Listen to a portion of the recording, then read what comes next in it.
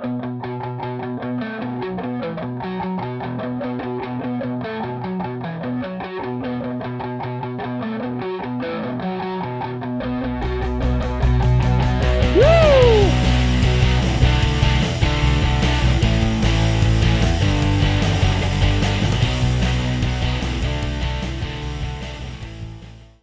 is going on, guys? Johnny on the track back with another video.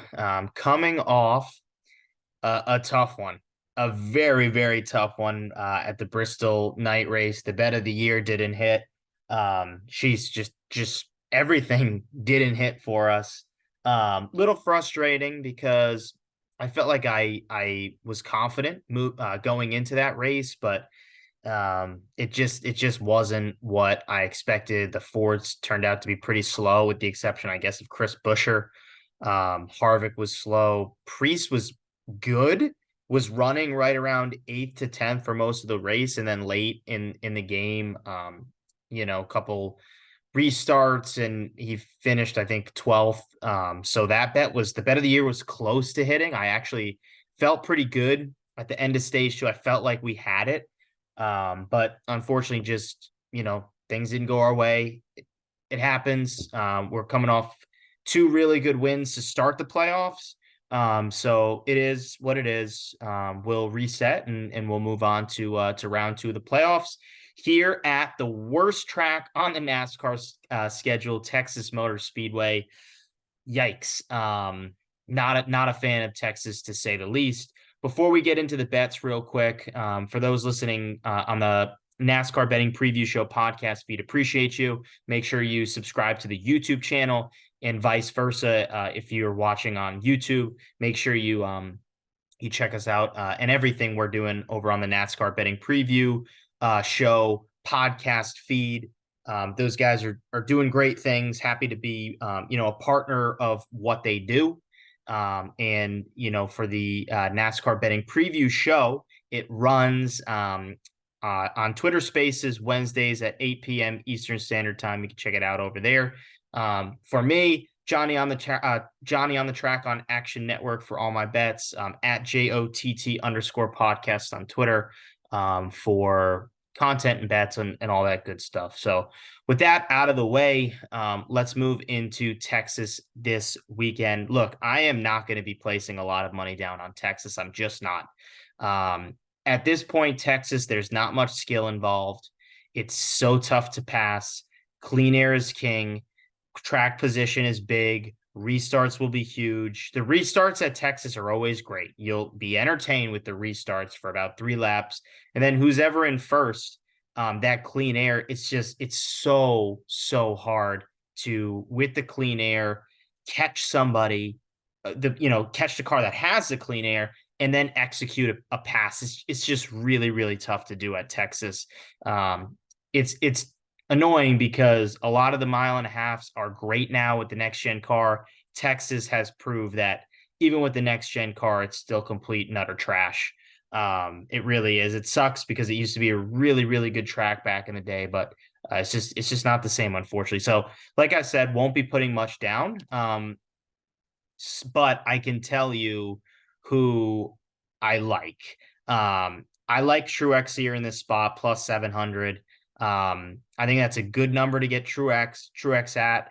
He's never won at Texas in the Cup Series, but that really doesn't bother me. He never won at New Hampshire in the Cup Series, won New Hampshire earlier this year, has had really, really good results at Texas. So again, the track history doesn't really bother me in terms of not winning. Like I said, he's been very good.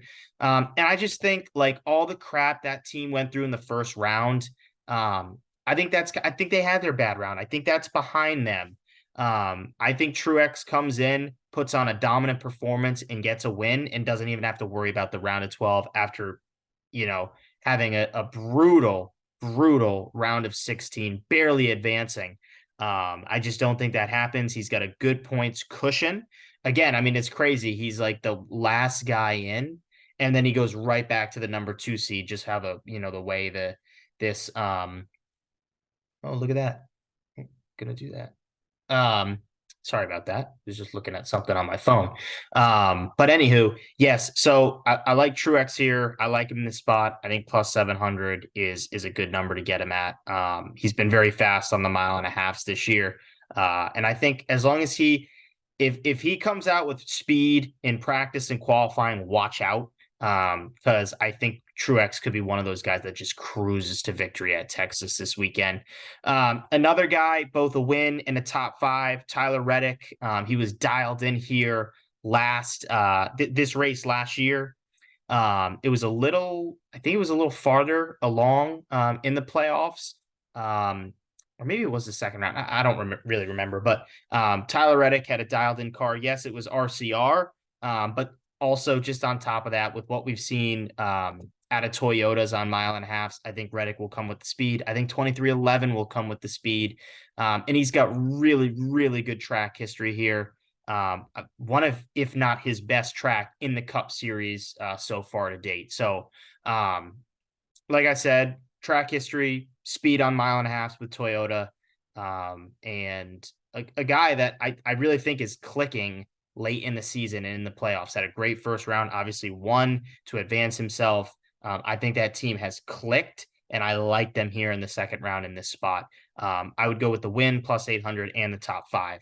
I mentioned it was in a different car that Reddick won last season at this very track. It was an RCR car. I like RCR here as well. I think Kyle Busch is going to have a good day. I think Austin Dillon, you could probably look if you want to place a top 10 at. I think that's a pretty good bet.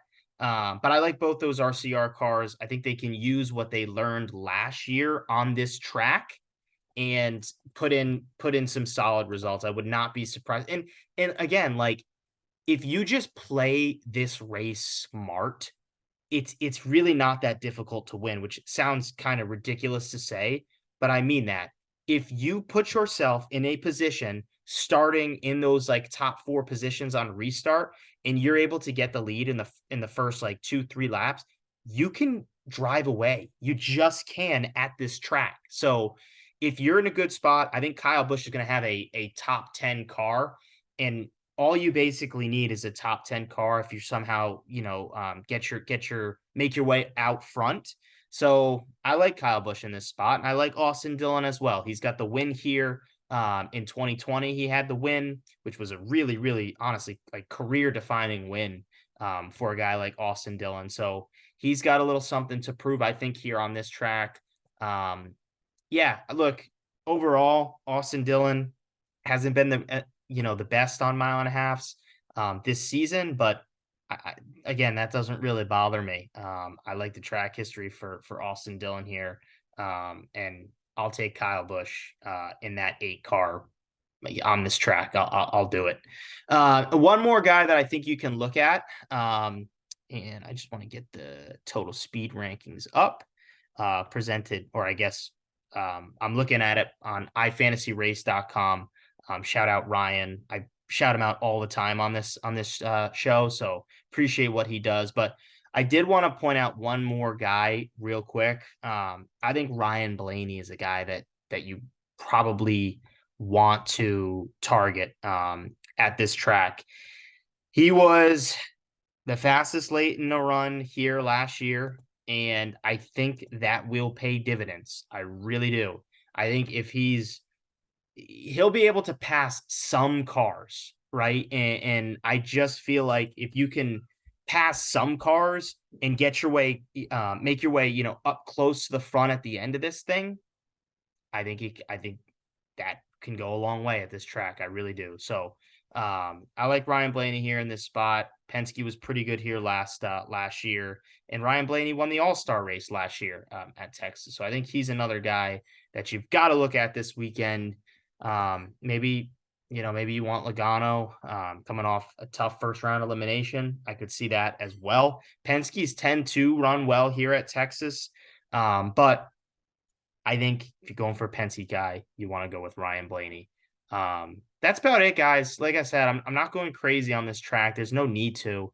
Practice can tell, I guess, a decent amount of stuff. I think qualifying will be big, especially like pit stall locations. If there are cautions, and you have that number one pit stall selection, I think that's big because again, you can start out front and you can pull away. That's how this track works, unfortunately. So, yeah, I mean, look, I think I I don't know what to expect. Who knows? We could go into this race and we might see the best Texas race of all time. But I'm pretty sure if you make your way to the front of this race, you'll be able to win this thing. And strategy is going to play a big part. Pit selection is going to play a big part. Track position, all that stuff. So, yeah, that's what I've got. And thanks, guys, for watching.